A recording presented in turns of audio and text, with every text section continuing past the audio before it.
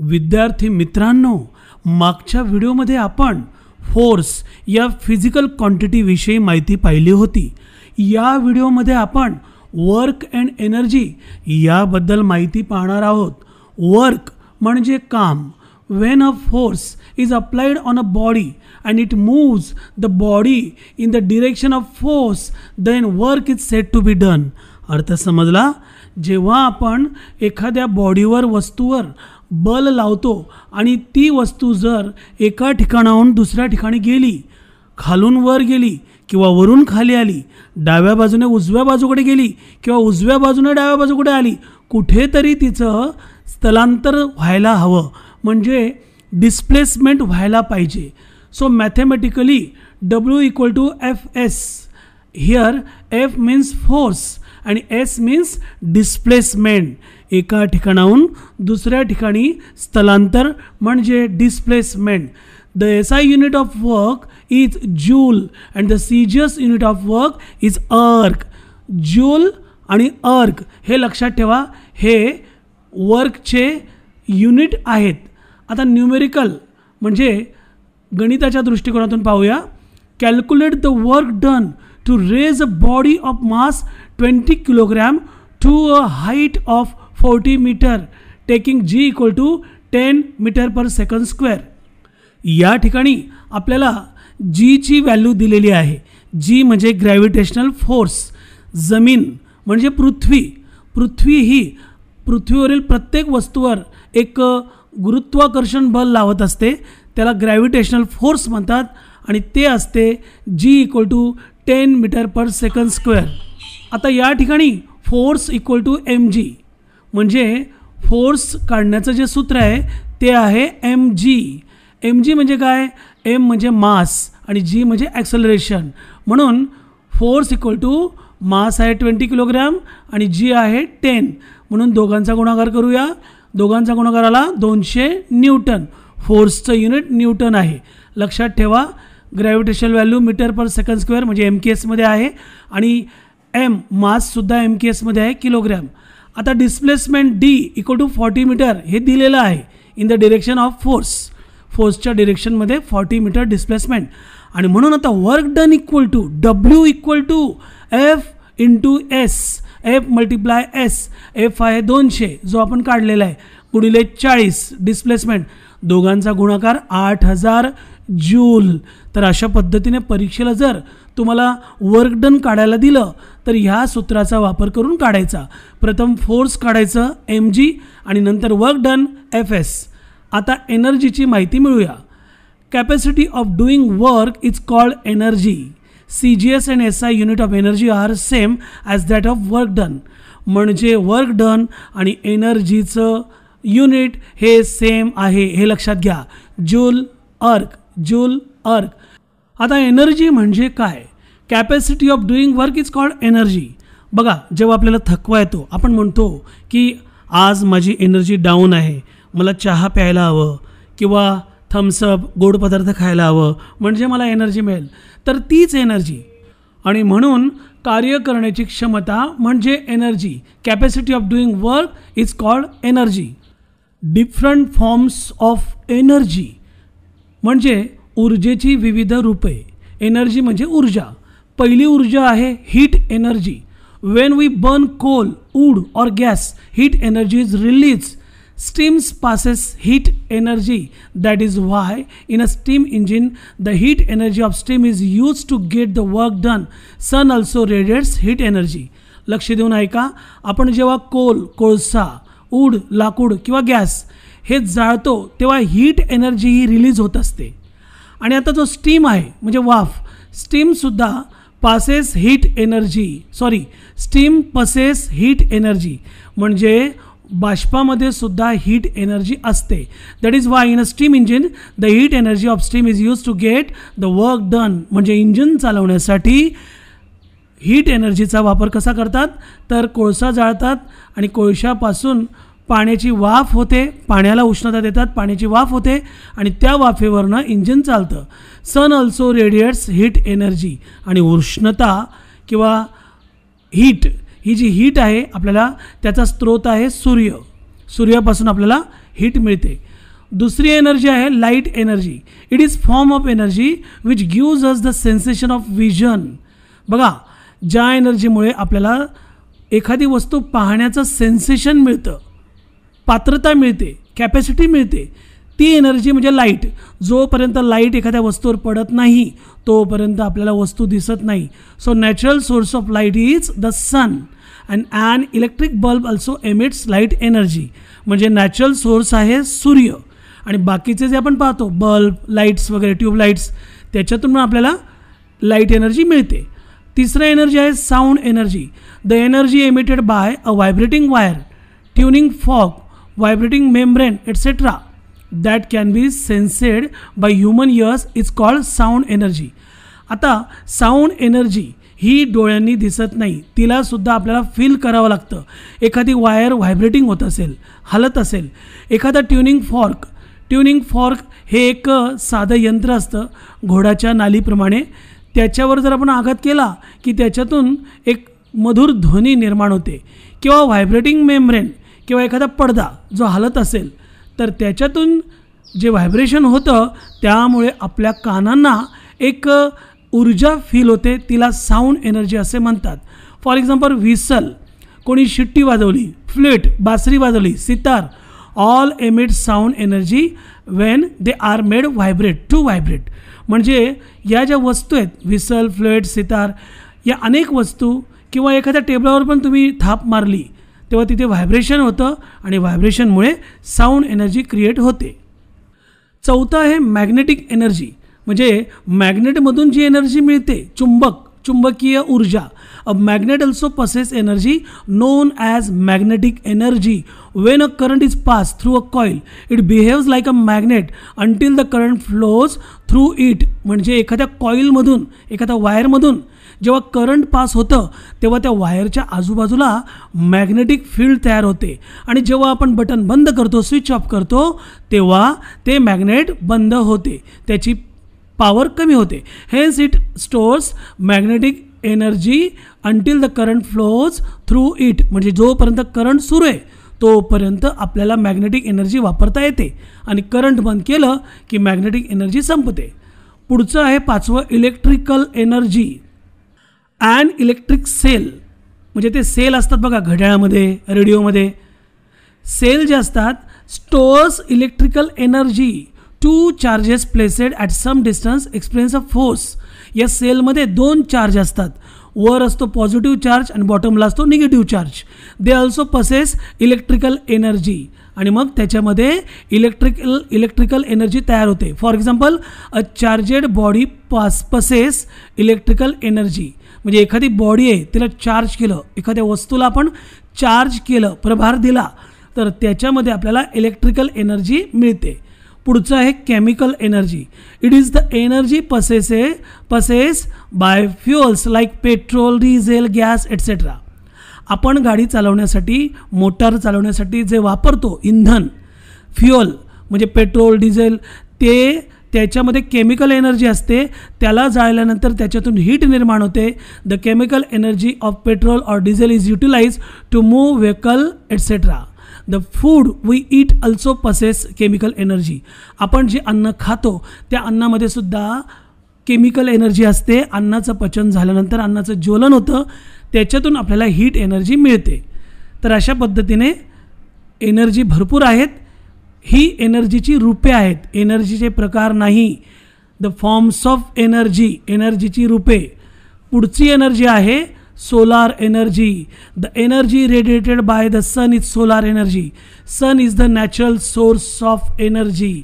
बघा, सूर्य कधीही संपणार नाही. अजून लाखो वर्ष जातील तेव्हा सूर्य संपणार आहे, तो भाग वेगळा, परंतु तोपर्यंत लाखो करोडो पिढ्या जगतील. मग सूर्य हा ऊर्जेचा मुख्य स्रोत आहे, म्हणून सूर्यापासून जी ऊर्जा मिळते त्याला सोलार एनर्जी असे म्हणतात. आठवा आहे मेकॅनिकल एनर्जी. आता हे समजून घ्या, मेकॅनिकल एनर्जी म्हणजे काय. The energy possess by a body due to its state of rest और state of motion is called mechanical energy. लक्ष देऊन ऐका. एखादी वस्तू थांबलेली आहे किंवा एखादी वस्तू गतिमान आहे, मोशनमध्ये आहे, तिच्या थांबण्याच्या अवस्थेमुळे किंवा तिच्या गतिमान अवस्थेमुळे तिच्यामध्ये जी एनर्जी साठवलेली असते तिला मेकॅनिकल एनर्जी असे म्हणतात. Mechanical energy is the sum of kinetic energy and potential energy. हे लक्ष देऊन ऐका की प्रत्येक वस्तूमध्ये पोटेन्शियल एनर्जी असते, साठवलेली एनर्जी, आणि ती वस्तू जर धावू लागली तर तिच्यामध्ये कायनेटिक एनर्जी असते. आणि म्हणून पोटेन्शियल एनर्जी आणि कायनेटिक एनर्जी यांची बेरीज केली तर त्याचं उत्तर येतं मेकॅनिकल एनर्जी. मग आता कायनेटिक एनर्जी म्हणजे काय, तर energy of a body due to its velocity. एखादी वस्तू तिला वेलॉसिटी आहे म्हणजे ती मोशनमध्ये आहे. मग जेव्हा वस्तू मोशनमध्ये असते त्या मोशनमुळे तिला जी ऊर्जा मिळते तिला कायनेटिक एनर्जी असे म्हणतात. It is known as the kinetic energy of the body. If a body of mass M is moving with velocity V. बघा लक्ष द्या, एम नावाची बॉडी आहे, एक बॉडी आहे, तिचं मास एम आहे आणि वेलॉसिटी व्ही आहे. Then its kinetic energy equal to 1/2 mv². अर्धा गुणिले मास गुणिले वेलॉसिटीचा स्क्वेअर, हे कायनेटिक एनर्जीचं सूत्र आहे. आता पोटेन्शियल एनर्जी कशी बघा, the energy possess by a body due to its position or configuration is called potential energy. Potential energy. आता मी बसलो आहे, माझ्या बसण्यामुळे पृथ्वीवर जो भार निर्माण झालेला आहे त्या बसण्यामध्ये माझ्या शरीरात एक एनर्जी साठवलेली आहे, तिला पोटेन्शियल एनर्जी म्हणतात. धरणाचं पाणी जर तुम्ही अडवलं ती पोटेन्शियल एनर्जी आहे. एखाद्या स्प्रिंगला जर तुम्ही दाबून धरलं ती पोटेन्शियल एनर्जी आहे. मग फॉर एक्झाम्पल बघा, when a body is lifted up to a height from the ground then the work done against the force of gravity is store in the body in the form of potential energy. म्हणजे एखादी body जर तुम्ही ग्राउंडच्या वर धरली आणि तिथे त्याला स्थिर केलं तर ग्राउंडच्या वर गेल्याने त्या वस्तूवर फोर्स ऑफ ग्रॅव्हिटी कार्य करत आहे, त्याच्यामुळे त्या वस्तूमध्ये आपोआप एक एनर्जी साठवली जात आहे, तिला पोटेन्शियल एनर्जी असे म्हणतात. आणि when a spring is stretched or compress, आता स्प्रिंगला तुम्ही स्ट्रेचेड करा किंवा कंप्रेस करा, then the work done against elasticity. Elasticity म्हणजे एखाद्या वस्तूची तन्यता, ती वस्तू किती ताणली जाते. एखादी वस्तू असते बघा रबर, त्याला ताणलं तर ते ताणलं जातं ना, त्याला इलॅस्टिसिटी म्हणतात. तर the work done against elasticity is store in the spring in the form of potential energy. स्प्रिंगला जर तुम्ही दाब दिला किंवा ताणलं तर त्याच्यामध्ये सुद्धा एक एनर्जी साठवली जाते, तिला पोटेन्शियल एनर्जी म्हणतात. आणि जसंच तुम्ही दाब सोडला तिचं रूपांतर कायनेटिक एनर्जीमध्ये होतं. आता शेवटचं बघा 4.4 ट्रान्सफॉर्मेशन ऑफ एनर्जी. म्हणजे एनर्जीचं एका रूपातून दुसऱ्या रूपात ट्रान्सफॉर्मेशन. एक लक्षात घ्या, energy neither be created nor be destroyed. Energy हा साठा आहे पृथ्वी तलावरचा, तो कधीही नष्ट होत नाही. फक्त एका एनर्जीचं दुसऱ्या एनर्जीमध्ये रूपांतर होतं. In our daily life we observe that energy is converted from one form to the other. Conversion of energy from one form to the other is called transformation of energy. मी आताच बोललो, एका प्रकारच्या एनर्जीचं रूपांतर दुसऱ्या प्रकारच्या एनर्जीमध्ये होतं.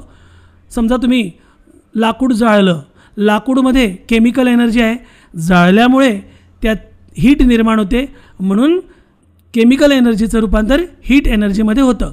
आणि लाकूड जाळल्यामुळे आपल्याला प्रकाश पण मिळतो आणि म्हणून आपल्याला लाईट एनर्जी पण मिळते. लाकूड जळताना आवाज होतो म्हणून साऊंड एनर्जी पण मिळते. Example of conversion of energy बघा, mechanical energy into electrical energy. Water in the reservoirs of a dam has potential energy. धरणामध्ये जेव्हा आपण पाणी साठवतो, भिंत बांधून पाणी अडवतो, तेव्हा आपण त्या पाण्याला थांबवलं आहे, त्याच्यामुळे त्या पाण्यात एक एनर्जी साठवली जाते, तिला पोटेन्शियल एनर्जी म्हणतात. When it falls it tends to lose its potential energy. आणि धरणाचे दरवाजे उघडले तर ती पोटेन्शियल एनर्जी धावू लागते आणि तिचं रूपांतर कायनेटिक एनर्जीमध्ये होतं, which helps rotate the turbine. आणि त्या धरणाच्या खाली जर टर्बाईन लावले असतील जे connected to generator or dynamo at the bottom of the dam, thus in hydro electric generators the potential energy of water is transformed to kinetic energy and then to electrical energy. धरणावरून पडणारं पाणी जेव्हा त्या टर्बाईनवर पडतं ते turbine फिरू लागतात आणि तिथे इलेक्ट्रिसिटी निर्माण होते.